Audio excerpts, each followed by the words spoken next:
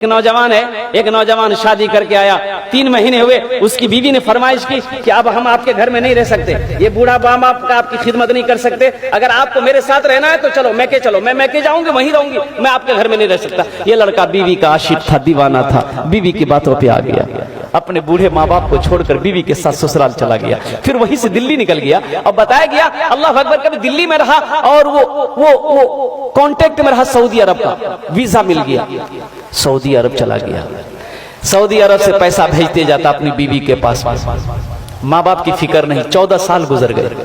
कितने साल गुजर? 14 साल का अरसा गुजर गया। इन 14 सालों में इस नौजवान ने 12 हज किए। कितने हज किए मेरे भाई?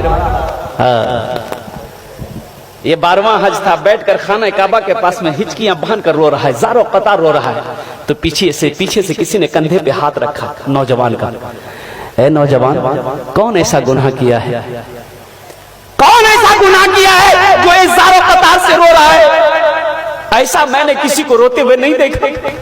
पलट कर देखा तो अल्लाह वाले एक बुजुर्ग हस्ती है, चेहरा सफेद है, सर पे अमामा बंधा है।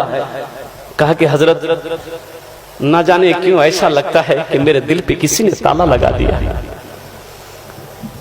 ना इबादत अच्छी लगती है, ना जिक्र अच्छा लगता है, ना खाने चैन है, ना सोने चैन है।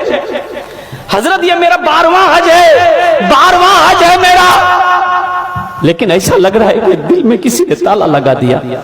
तो अल्लाह वाले ने कहा कि लगता है तुमने किसी का दिल दुखाया है।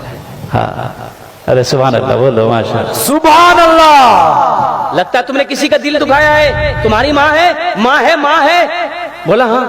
बाप है? बोला हाँ। बोले कहाँ है? बोला पता नहीं। बोला पता नहीं, 14 साल हो गए मैंने माँ के चेहरे को नहीं देखा, बाप के चेहरे को नहीं देखा, पता नहीं मेरी माँ कैसे होगी, मेरा बाप कैसे होगा।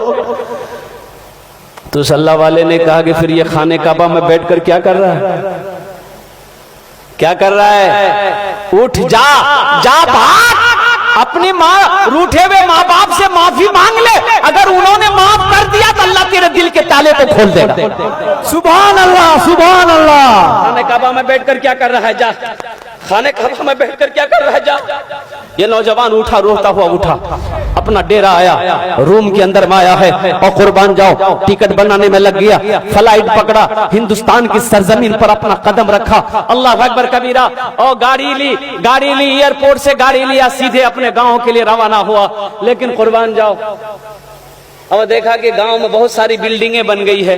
14 साल का अरसा गुजर गया, उसका घर की जगह पता नहीं। एक बूढ़े मियाँ घास काट रहे थे बेटे। इस नौजवान ने कहा कि थोड़ा पूछ लूं अब्बा के बारे में, मम्मी के बारे में। तो उनसे पूछा कि चचा, ये अपना बाप का नाम लेके पूछा कि अब्दुल्ला साहब का घर कौन सा है? तो बूढ़े मियाँ ने नीचे से ऊपर तक देखा उस नौजवान को, कहा कि कौन अब्दुल्ला मियाँ? वो बेचारे तब इस दुनिया में नहीं रहे। उसका एक नालायक बेटा था, अपने माँ बाप को छोड़कर चला गया, बेटा का गम बर्दाश्त ना कर सका, बेचारा इस दुनिया से रुखसत हो। इस नौजवान की आंखों से आंसू जारी हो गया। फिर वो नौजवान पूछता है कि उसकी बीवी का क्या बना? उसकी बीवी, अपनी माँ के बारे में पूछा कि उसकी बीवी का क्या बना? तो कहा कि वो उसकी बीवी बेचारी शौहर के मरने के बाद दूसरे के घर में काम करती थी, किसी तरह रोटी रोजी उनकी चलती थी, लेकिन अब सुने में उसको फालिज मार दिया है, बिस्तर पे पड़ी रहती है, जिसको होता है खाना लाकर देता है, जिसको नहीं होता खाना लाकर नहीं देता है। अब तो पता ये भी चला है कि उसकी आंखों की रोशनी भी खत्म हो गई, बस उनकी एक आखिरी ख्वाहिश ये की रट लगाती रहती है कि मौला उस वक्त तक मेरे जिस्म से रूह ना निकले जब तक कि मैं अपने बेटे के चेहरे को ना देख। ना जाने वो कौन नालायक बेटा है जो अपनी माँ को छोड़कर भागा हुआ है, अब माँ है कि उसके लिए जान कुर्बान करने को तैयार।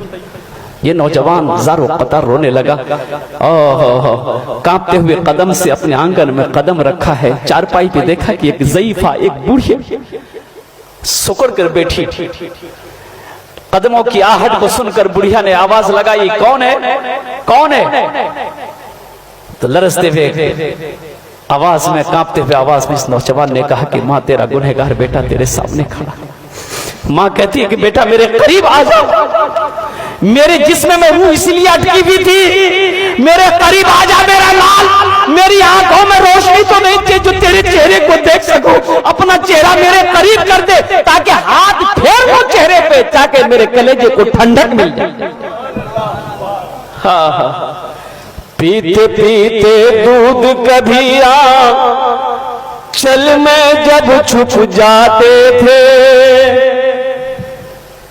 पीते पीते दूध कभी चल में जब छुप जाते थे, खुद ठंडक में मां सोती गोदी में हम सो जाते थे।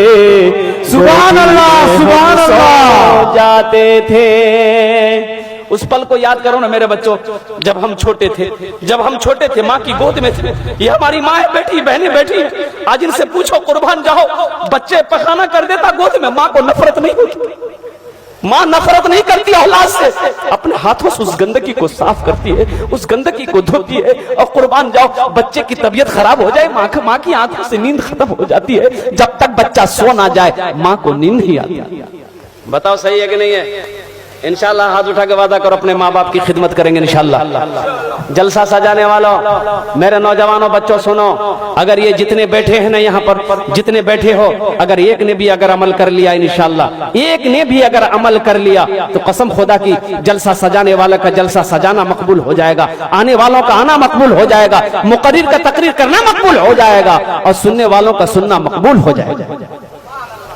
एक ने भी अगर अमल कर लिया, एक ने भी अगर अमल कर लिया, माँ बाप राजी, अल्लाह राजी, माँ बाप नाराज, अल्लाह नाराज। माँ बाप अल्लाह को राजी करना चाहते हो, माँ बाप को राजी कर लो, कसम खुदा की मेरा अल्लाह तुमसे राजी हो जाएगा, मेरा अल्लाह राजी हो जाएगा। कुरान में एक जगह नहीं, कई जगहों पर अल्लाह ने अपने साथ, अपनी इबादत के साथ साथ दूसरा जो हुक्म दिया वो ये हुक्म दिया कि अपने माँ बाप के साथ अच्छा सलूक करो, अपने माँ बाप के साथ अच्छा सलूक करो। रोजे का हुक्म नहीं दिया, तुरंत अपनी इबादत के बाद